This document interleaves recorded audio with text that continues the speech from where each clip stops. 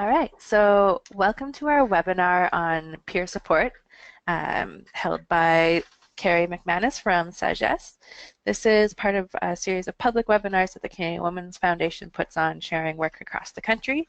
We share all of them online, so if you are interested in checking them out, we will be happy to provide you with the link. Today we're very happy to have Carrie from Sagesse presenting about the work that Sagesse is doing in Alberta. Carrie is the program manager at Sagesse, which is a non-for-profit agency in Calgary that works to empower individuals, organizations, and communities to break the cycle of domestic violence. Carrie completed her diploma in social work at Mount Royal University in Calgary and holds a Bachelor of Arts from Dalhousie University, which I also hold a Bachelor of Arts from. Carrie is presenting on the peer model of feminist leadership, Carrie has presented on this peer model on feminist leadership, community development, LGBTQ domestic violence across North America, Australia, and Europe at national and international conferences, and is a passionate advocate for supporting women experiencing domestic violence. So thank you very much for joining us, Carrie, and please take it away. Great. Well, thank you so much for having us, and to the Canadian Women's Foundation, and for everybody who has signed in. It's interesting as I think about all of the presentations that I have had the great opportunity to do in my time here at Sagesse. Most of them I actually have to wear shoes for and brush my hair, and so today is pretty exciting because I didn't have to do any of those things. So this is pretty fun. As Keitha mentioned, if you have questions or comments throughout the presentation, please feel free to interrupt, and we can have that conversation right away, as opposed to saving things for the end. I'm all about discussion and making sure that everybody gets their needs met as we go. So a little bit here just about what my plan is. So what I wanted to take everybody through today is a little bit about Sagesse and the work that we do to help to give some context to the peer model that we operate from. Then I'm going to talk a little bit about the pre-existing conditions that we think are necessary to engage in peer work, and then I'll explain out some of the elements of our service delivery method, and then we'll see where we end up. So a little bit about us. So Sagesse has been operating in Calgary for over 30 years. We started as an organization that grew out of a need for programming outside of women's shelters. There was a group of women working within shelters, advocates, women with lived experience, who saw the same women coming in and out of shelters repeatedly, and recognized that, well, in shelter there was quite a lot of support and services, but outside of that there was nothing, and so wanted to look at how to fill that gap. And Sagesse was born. Now, 30 years later, we obviously do things a little bit different than we did back then, but we still, at our core, are still an organization that works to empower individuals, organizations, and communities to break the cycle of violence. And we do that through a few different models and a few different methods. But core to everything are the values that we hold as an organization. So our guiding values are being bold, and being bold for us means engaging in conversations, even if it's not a popular conversation. It means standing up and being a voice for people whose voices aren't being heard, and it really means inviting people in and not being bold to exclude other people. One of our other guiding values is curiosity. We believe that we always have more to learn about ourselves, our environments, the work that we do, the individuals that we work with, and we engage from that really humble, curious place. We also are guided by the value of vulnerability, so being willing to put of ourselves into our work, and you're going to hear vulnerability quite a bit as we go through the presentation, because it is foundational to all of the peer work that we do. And we as an organization trust in the messiness. So we trust that working in domestic violence, as I'm sure all of you know, is not an easy, it is not a straight path. It is something that is always changing, always messy, and we trust in the process of working through that. Our work within SAGES is divided into three main categories. We have our education and advocacy category, where we act as the backbone agency for the Calgary Domestic Violence Collective, which is a collective of over 60 agencies in Calgary, working from a collective impact model to look at systemic change within Alberta and specifically within Calgary. We also, within our education and informal support communities, geographies, businesses, it's about domestic violence. Sorry, I'm not sure what's happening here with the screen. And understanding how to recognize, respond, and refer. We have a capacity building program, which is all about working within agencies and communities to build capacity. Our Rainbow Ready looks at that through an LGBTQ domestic violence lens, and then our volunteer program. And our volunteer program supports our direct service work, which is what I'm going to talk with you about today, which is our peer-based, mindfully facilitated programs, of which we have a few different programs on offer. So a little bit about what are the pre-existing conditions that we think are necessary to engage in peer work. And we've really broken these down into three core things: social work ethics, feminist, and client-centered. So for us, when we talk about social work ethics, we talk about our programs being grounded within a social work background, value basis, and lens. So that means that all of the curriculum that we have is evidence-informed curriculum. We do impact program evaluation, so we are interested in understanding the impact and doing thorough, rigorous evaluation of our programs using validated tools, which I'll talk about a little bit later. All of our staff and all of our volunteers adhere to the Alberta College of Social Worker ethics and standards of practice and are trained within that. And we provide clinical supervision to all volunteers who are delivering programs. This really roots the work that we do within a social work basis and not as sort of a standalone thing that we're just making up as we go along. We also believe that one of the pre-existing conditions of being able to do peer work is operating from within a feminist lens. We define feminism as whole human beings. So we really look to move beyond binary definitions of feminism and include anyone within that and see that as a path towards whole human beingness. We think that the personal is political, and within working in domestic violence programming, within working in gendered violence, we need to have a gender equity lens to understand what are the root causes of domestic violence and how then can we be supporting individuals to move beyond the domestic violence that they're experiencing, and how can we also then be working from a systemic and policy level to be supporting change within those root causes of domestic violence. Our feminism within our organization is something that is held within operation and practice. So we have policies that dictate a feminist organization, but we have a practice model, an ongoing daily practice model where we expect and create space for feminism. What that means within our staff in the agency is we practice from a place of equity, from a place of contribution, which means we expect staff to show up and be seen so that we can do the same with them. And we practice from a place of uniqueness and understanding that the unique drivers that everyone has add to the value of the organization and do not take away from that.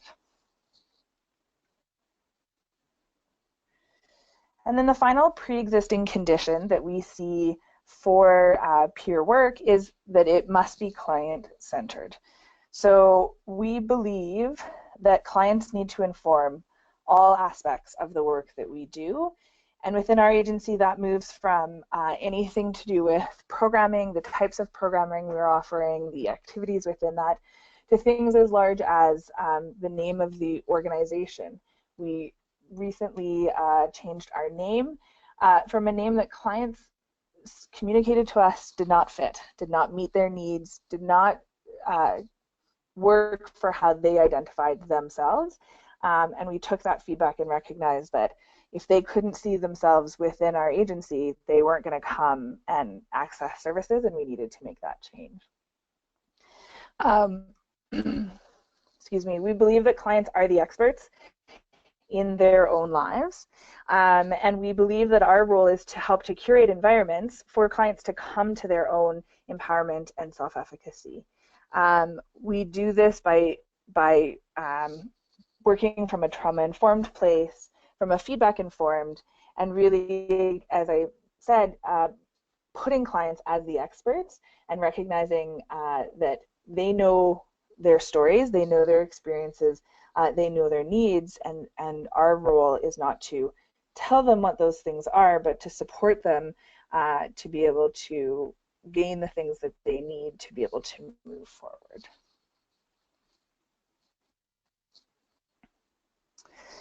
So now I'll chat a little bit about our service delivery method. So over the past number of years, we have started to change and clarify and become really clear about some of the language that we use around the programs that we run.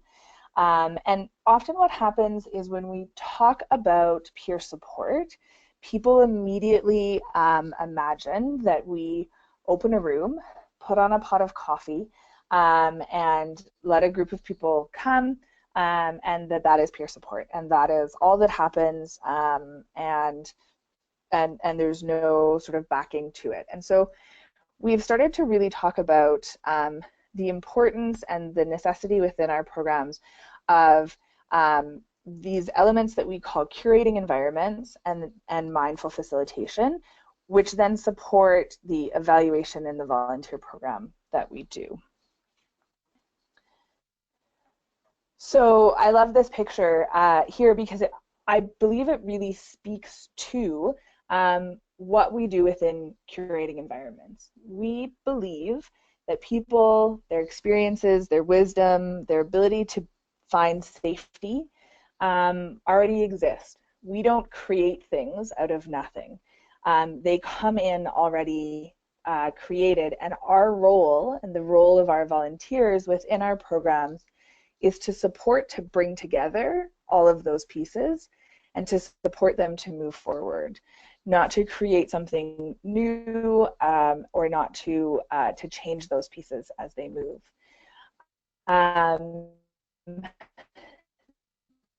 This means that what we do is about being thoughtful, about being purposeful, and about finding the right fits and the right matches in our programming, within our learning, etc. So within curating environments, we see three core elements that are necessary to be able to curate environments. And these are the elements that we use and the way that we talk about this process when we work with volunteers and we do their capacity building around being able to deliver programs. Because as I'm sure you can imagine, curating environments is sort of a big concept and is very abstract. And we recognized with volunteers that they needed something concrete to be able to subscribe to and to be able to understand. And so breaking it down into three core things that they can do, that they can bring into the programs when they're facilitating has been really helpful for them to be able to really understand what their role then looks like. So the first one is vulnerability. We as an organization are heavily influenced by the work of Dr. Brene Brown and her work around vulnerability and shame. And we really feel like, I feel like the first time I ever watched the Power of Vulnerability TED Talk, I sort of felt like I was coming home. I am someone who sees vulnerability very similar to Brene Brown, in that I see it, I know that it's necessary, and I just want to fight it out with it all the time. And so us being able to understand how that feels for us as individuals, what we bring into our groups and the work that we do, what our volunteers bring in, and what is the impact then for our clients, and what did they bring in when we ask them to show up and be vulnerable. Um, we believe that vulnerability is the heart of connection, joy, and living a wholehearted life. And often that word gets taken over within our sector to describe people who are in a vulnerable state, so maybe have less access to basic needs, education, housing, etc. And we really, within our work, try to reclaim that word and try to bring that word and use that and build this concept of vulnerability as that path towards connection and joy, and not as something that disconnects us or that holds us or limits us.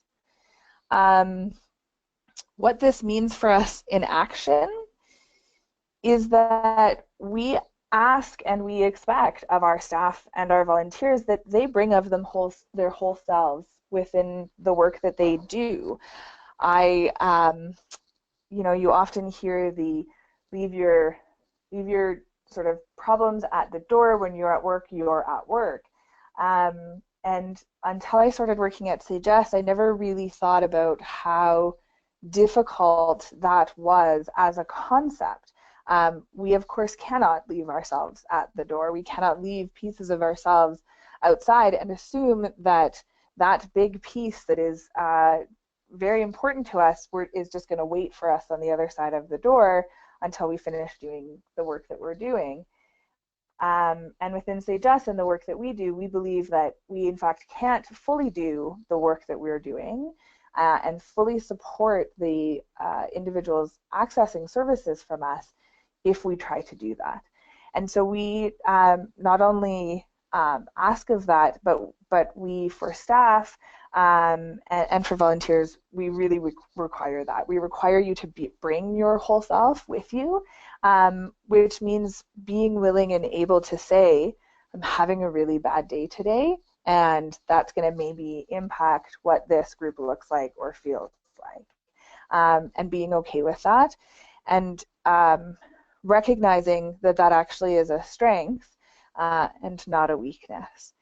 We believe that in doing that, and leaning into that discomfort, we can actually support the individuals accessing our programs, the women sitting in our groups or in our mentorships, to see that vulnerability can be a strength of theirs, to see vulnerability and expressing of your needs and where you're at modeled in a really healthy way, and to be able to understand that it's okay to say, this is where I'm at, this is what I need right now, and I just want you to be aware. Engaging in the practice of vulnerability as an organization has, I think, fundamentally changed how we show up in not only our direct service programs, but in all of our programs. We spend a lot of time talking about how it might just be easier some days if we closed the door, left our issues on the other side, and said, today I'm just not going to deal with that. But that having a space where we have to, and we encourage that leading into the discomfort, has pushed the work that we do as an organization, has pushed our abilities as professionals, and has pushed the abilities of our volunteers to allow for greater connection within our programs, greater connection to our own healing and journey, whatever that journey might be, and therefore greater ability to model and support and engage with the participants that we engage with. The next core piece of curating environments that we see is the concept of empathy. And When we do this work with volunteers, and also when we do this, when we talk about empathy with clients, we use a great little video by, again, by Brene Brown, where she talks about Teresa Wiseman's attributes of empathy. And we really recognize the need for the volunteers that we're working with to be able to engage in empathy within their programs, and also to build that and to help to create those skills, because empathy, we know, is something you need to practice to be able to do and to engage in, to be able to build that skill within the participants that are sitting in our programs as well. And so Teresa Wiseman always talks about the 4 attributes. So seeing the world as others see it. Not seeing it from my eyes as them, but seeing it from their eyes as them.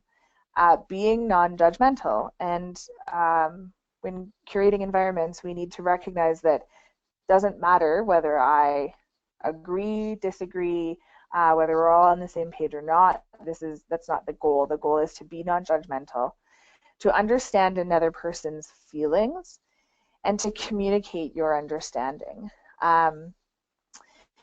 And of course, what we know is that engaging in empathy is vulnerable, and you can't actually disconnect one from the other.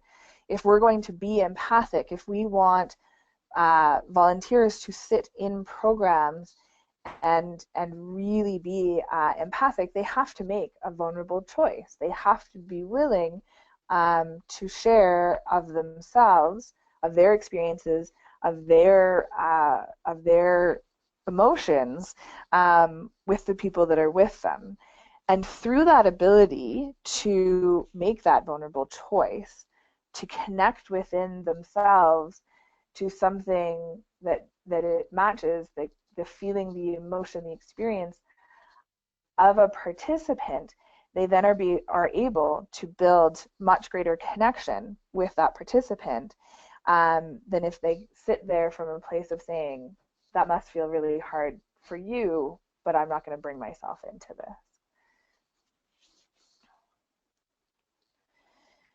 And then the final element of curating environments that we see is this element of curiosity.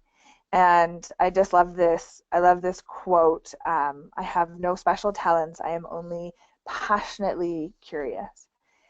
And I think that we as an organization believe that this is probably our greatest talent and our greatest strength, is that the work that we do, the programming that we deliver, the volunteers that we work with, all of it, we engage from a place of curiosity. We engage from a place of recognizing that we are not the experts. Even sitting here today doing this webinar, I think to myself, I am not the expert on peer support. I am merely somebody who does this, and I have some ideas and I have some understandings, but that's not to say that what I say is what is needed, or is the answer for everyone, or is absolutely what we need to do. I am always curious when I hear other people are doing peer support to understand what that looks like for them, and what is important for them, and what are their pre-existing conditions, and what does their service delivery model look like. So we really believe that we do not have all of the answers, and that within curating this really effective peer space, that by engaging in curiosity, by being humble, we are able to learn more about the individuals around us, help them to learn more about themselves, and also learn more about ourselves, and our volunteers to learn more about themselves. And that really, when I think about this as a shared delivery, shared healing journey, curiosity is at the core of that, because when we are curious about others and curious about ourselves, we then open up opportunities for sharing and for healing. curiosity is tricky, and when we talk with volunteers about this, it is something that we are very conscious of can go wrong very easily, because if we engage in curiosity from a place of uh, wanting to know more because I'm interested, or wanting to know more because I think it would be good to know, or from a voyeuristic place, then curiosity can be harmful. And we need to be really cautious and really careful when we engage in curiosity, that we do that from a place of authenticity, and that we do that always with the lens of better supporting the individuals that we are offering services to, and not from creating understanding, or filling in the gaps for myself in a particular story. So what does curiosity mean for us then, and how does that actually fit within our peer model? It really means that we have to let go of the outcome. We have to walk into any group, any space, and recognize that we may have an idea of what we would like, of where we want the group to go.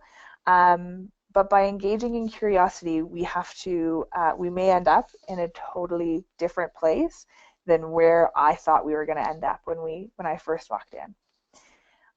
Again, it means not being an expert. So recognizing that my job is not to say, I have studied this and therefore I know, and this is what this is, but to understand individuals' experiences, context, values, beliefs, understanding, in order to support them in their unique story and their unique journey. And curiosity, I think, also means being willing to be wrong, which is always a challenge. And when working with volunteers, that ability to be comfortable being wrong is one that we have to foster, because we think of being a facilitator, of being the person at the front of the room with a binder, means that I have the answers, and I am going to do things properly, and that is going to be what we need. And being curious means we might not always do it right. And if we can engage in the work from that place and be willing to try something and be wrong, we then are gaining so much more understanding of what maybe works, instead of just assuming that this is what's going to work, that this group is going to do discussion-based activities because that's what I think is important, because that's how people learn. But being willing to have a group say, Carrie, if we do one more discussion-based activity, I'm not going to come back, or I'm going to disengage, and me say, okay, so I was wrong. That's not how you want to learn. How do you want to learn? What does this need to look like?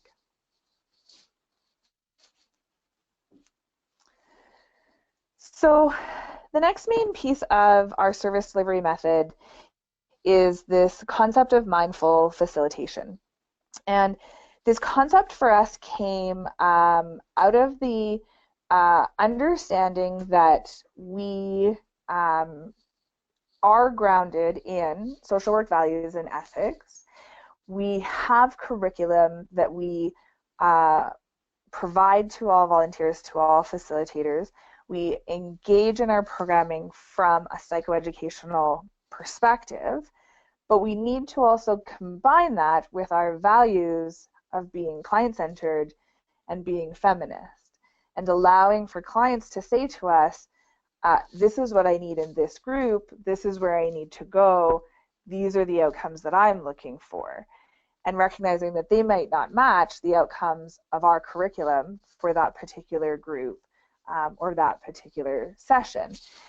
And when trying to really recognize and put and figure out a way to reconcile those two sort of dichotomous things, we came up with this concept of mindful facilitation, which is about engaging in that those learning-based activities, engaging in the curriculum that we have, recognizing the value and the importance of evidence-informed programming, of research, of evaluation, of all of the things that allow us to practice from a really ethical place, while also recognizing the need of curating environments, of engaging in vulnerability and empathy and curiosity, and allowing clients to tell us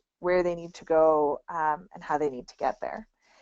So when we talk about mindful facilitation within our volunteer program, we talk about all kinds of things, including boundaries and confidentiality and group rights and responsibilities. And for the purpose of today, I wanted to just pull out what I think are the three most important and sometimes hardest aspects of mindful facilitation, which is the ability to trust in the process, the ability to practice from a place of equity, and then the ability to do all of this work from a trauma-informed place. So trusting in the process, I have a picture of an airplane because we have a really great activity that we actually facilitate with our volunteers, where with very little instructions, I have people pair up. I give them a variety of pieces of paper that they could choose from, and I say, make a paper airplane, and then we're going to have a competition. And that's it. And then people look at me panicked and say, I need more instructions than that. What kind of paper airplane? What's the competition? Is this about how far it can go? Is this about how good it looks? I need more. And what we do is we let them work through that, make their airplane. We run a little competition, and then at the end, we give everyone a prize for something different. Some people get prizes for the most spectacular crash of their paper airplane. Some people get prizes for the longest flight. Some people get prizes for the shortest flight.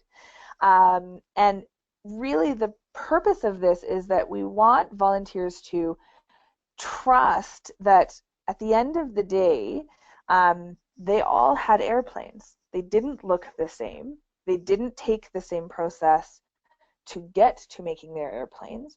And they didn't have the same goals. And they didn't receive the same things in the end. But they all had their paper airplanes.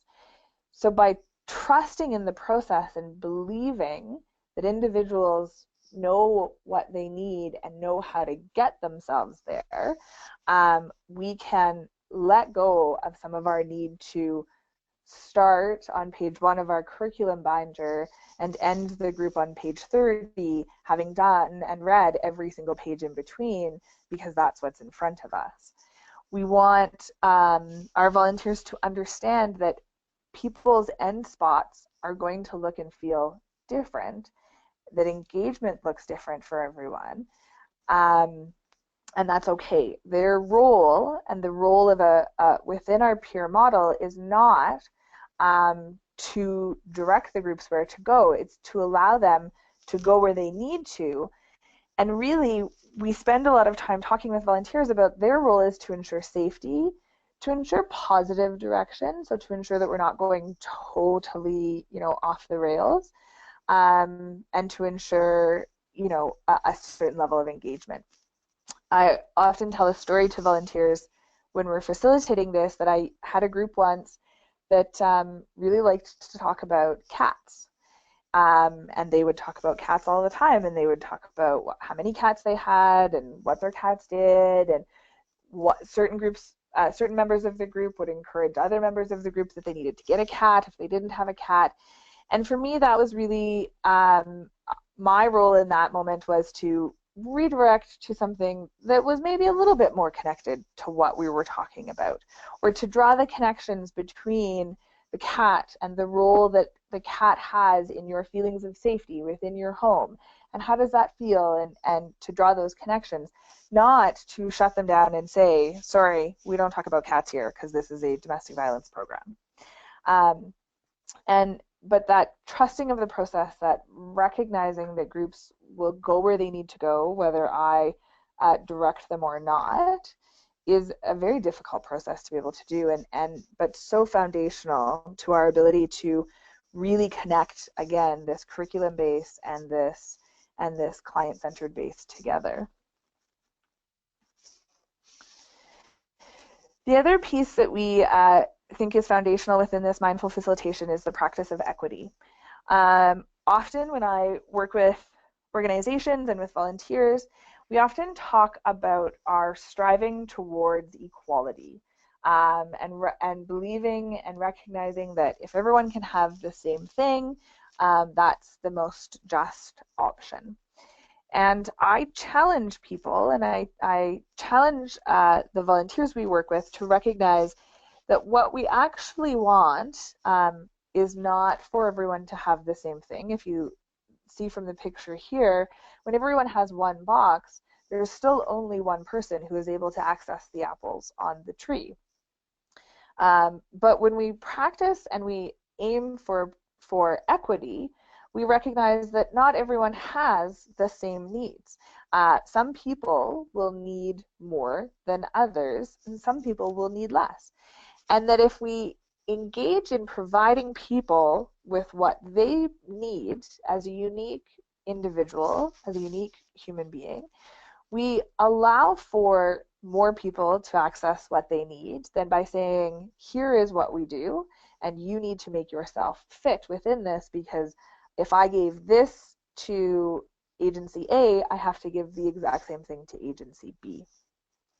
By practicing from a place of equity, we are able to also create a group space where we recognize that for some people, the way that they process is through communication, is through talking, whereas some people process through doodling. Some people process through silent reflection. And so instead of creating a space where we say, okay, we're going to have a discussion and we're going to go around the circle and everybody is going to add their piece, we practice from a place of allowing them to engage in the way that they need to engage and not having judgment around what that looks like. Because if I'm someone who processes silently, I don't want that. I don't want to be asked right then immediately what my thoughts are. And I also don't want there to be an assumption made that I am disengaged or not fully present in the same way that somebody who possibly processes through talking maybe appears to be. We also, this concept of equity is a concept that we use when not just in group, but also in the work that we do with volunteers, and recognizing that some of our volunteers need more than some of our other volunteers. We have some who engage in that clinical supervision on an ongoing basis. Every week after group, they call, they speak with the coordinator, they debrief what happened, and they get their needs met. We have some who have less needs than that, and who only call when something has happened at group that they've had an issue with and they need to talk through that. And that's okay. We recognize that they are able to take from us what they need in order to best support the individuals that they are working with. And then the final piece that I'm going to talk today about with mindful facilitation is operating from a trauma-informed perspective. Trauma-informed, of course, is the language of the day. Everyone is talking about how to be trauma-informed and what does that mean. And I remember saying at one point, coming back from a workshop and saying, we need to be trauma-informed. And then really looking at what is it that we do? How do we engage in the things that we do? And recognizing we've been doing this work for a really long time, just without putting a lens or the label onto it. But what we've started to do now with our volunteers is we've started to actually build for them an awareness of what is trauma and how does trauma intersect within domestic violence and within the programs, and what do you need to know and understand about it, so that you can help to create a more trauma-informed space? What are the skills that we can help volunteers to build, and then also that they can help participants in their programs to build, that are going to be able to support managing the trauma when it comes into the group space? The other thing that we've really engaged in is inviting trauma in, recognizing that most of the people that we are engaging with have experienced trauma of some sort throughout their lifetime, and that by inviting trauma in, making it okay for them to come and engage and speak about their trauma or not, allows us to push again their healing and our own healing further, and to help to curate what that safe space could look like for them. Something that we talk about a lot with volunteers, however, is that the concept of being trauma-informed and inviting trauma in does not mean that we don't also have boundaries and that we don't also have to adhere still within confidentiality. And this to me is, again, that place of intersection between social work ethics and being guided by the ethics of boundaries and confidentiality, while still recognizing where clients are, what they need, and how do we sort of reconcile the two. So one of the other core pieces of our service delivery method is that of evaluation. So we as an organization believe that evaluation is for us, is for the benefit of our programs, our volunteers, our clients. It is not for funders. And so the happy accident of doing and believing in rigorous evaluation is that at the end of the day, I can take those stats, I can write a funding report, and I can make funders happy. But the purpose behind why we do evaluation is not for the sake of those funders. It is for the sake of meeting the needs of the individuals that are accessing our programs. We have a practice of using validated tools whenever we can, but we also often recognize and run into the fact that our program is unique and our program is different, and therefore tools haven't necessarily caught up to where we are at. And so our current model has a couple of different pieces that we use. So as an organization, our primary tool and our primary model of evaluation is that of the feedback-informed treatment model. And this is a model that is out of Chicago, created by Scott Miller, and is a model that looks at and believes that the most important element of success or indicator of success is not the type of therapy that we do, the dosage of intervention, the content of curriculum, but in fact the most important indicator of success is the alliance that is formed between the person delivering programs or services and the person receiving that. And so what that means for us is really looking at how do we create a feedback loop or a culture of feedback that allows for volunteers and clients to communicate what is working and what isn't working, and then for us to take that information and do something with it right away. So not waiting until we have a greater need to make adjustments to program, but doing it the next week to say, last week the feedback was that we haven't done any creative-based activities, and we were doing too much talking and not enough, sort of movement. So this week, let's start our group by doing, something movement-based. By engaging in that feedback at the time of, it allows us to not only increase that alliance and that feeling of trust and safety between those participants and those volunteers, but also to therefore increase the chances that people are going to stay engaged within programs, that they are going to continue to come because they feel like they're coming to a place where their voice is heard, where they have voice, where they are able to say, these are the needs that I have, and this is how I would like these needs to be met.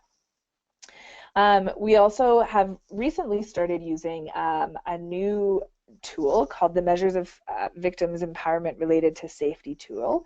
And the thing I wanted to point out about this tool that was so important to us is that this is a tool that is created by researchers and practitioners.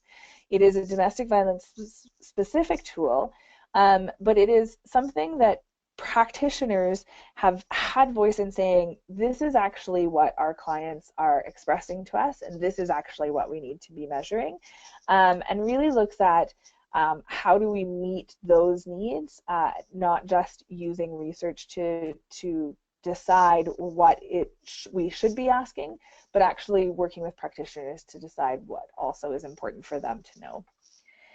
And then we also, within our work, want to know about the knowledge, attitudes, and beliefs of both our volunteers and of our community partners, and whether the time and space and work that they do engaged with the organization makes a difference in those.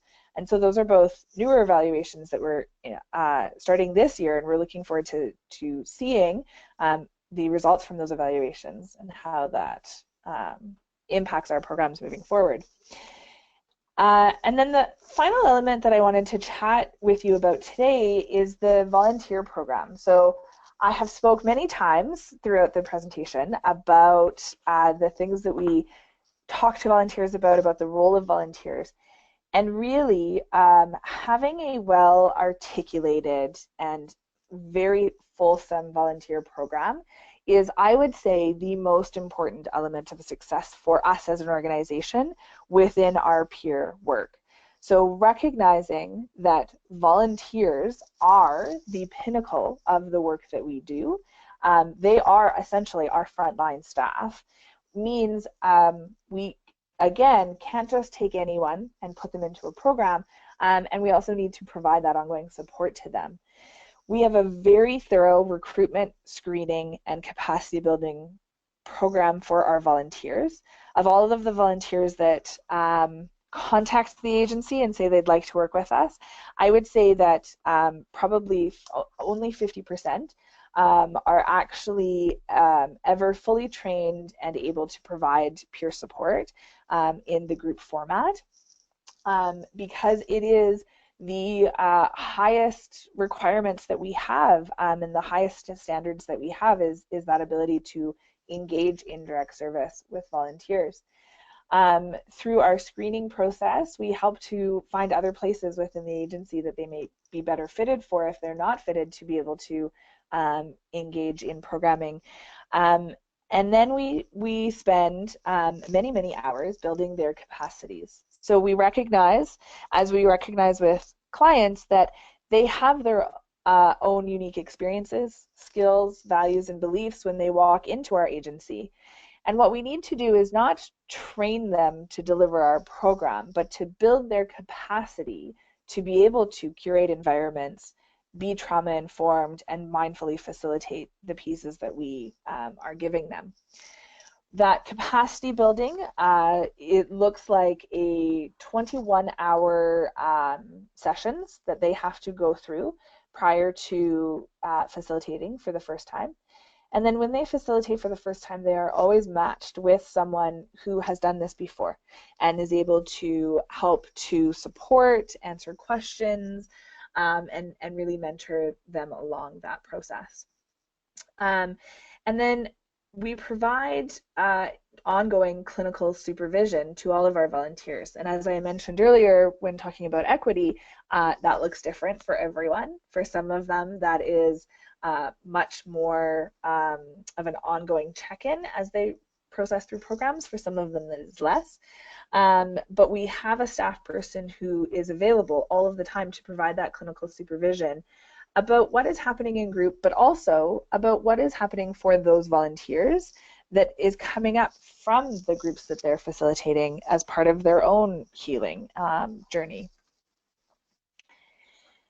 And we really do recognize and believe that this is a shared healing journey. And therefore, we not only need to build capacities of our volunteers to be able to engage in this in that role of frontline staff, but we also need to build capacity or build wellness for our volunteers and recognize that they are on their own healing journey as they process through our programs. And so we've created a fulsome volunteer wellness program where we engage in many activities, including a volunteer peer support group. So an opportunity for volunteers to come together and say, these are my experiences. This is what's happening for me. Has anybody else ever had that happen?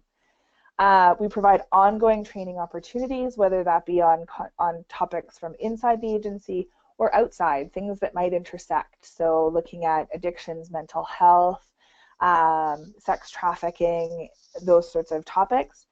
We do wellness activities that look like a variety of different things, including hosting a yoga class for volunteers or hosting, different activities that they can come to.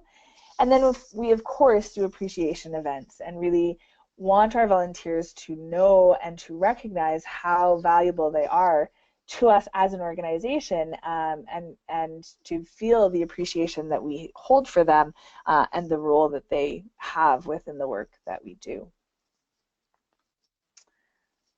And I think that is it. Those are the pieces that I've highlighted. And as I said, I am not an expert. I am somebody who does this, but I'm not the only person that does this. But those are the pieces that I've highlighted as what I think is important when creating a peer programming and engaging in that peer process within domestic violence work.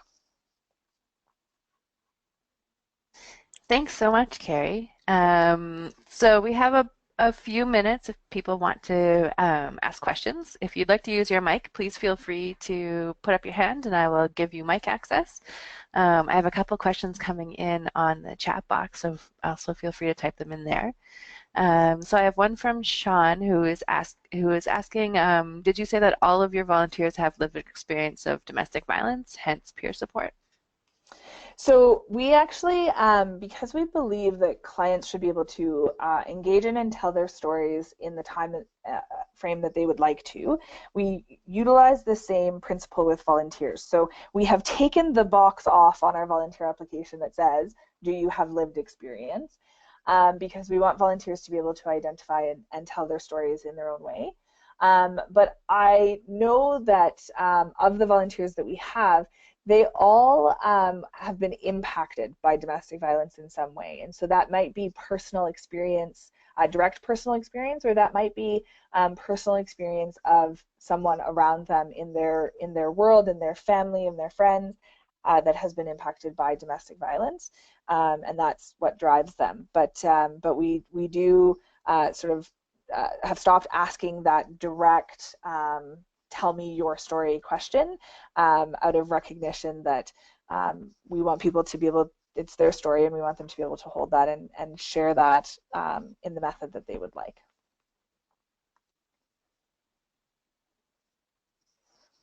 So it looks like you answered a couple people's questions with that answer. Is there anyone else that has any questions for Carrie?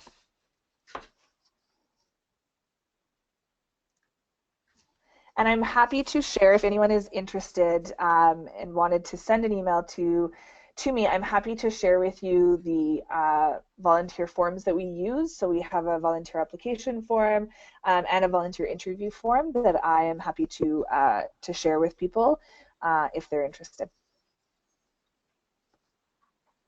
Thanks for that. Okay, well, it doesn't look like anyone else is typing up questions. So I'll take this opportunity to thank you very much for sharing, Carrie. Your model is really great, and I'm happy we finally were able to coordinate a webinar for you to share that. On behalf of everyone at the Foundation, thanks again for joining us today, and we'll, like I said, we'll be posting this up online for folks to refer back to later or share. And that's it. Have a lovely day, everybody. Great. Thank you so much for joining us.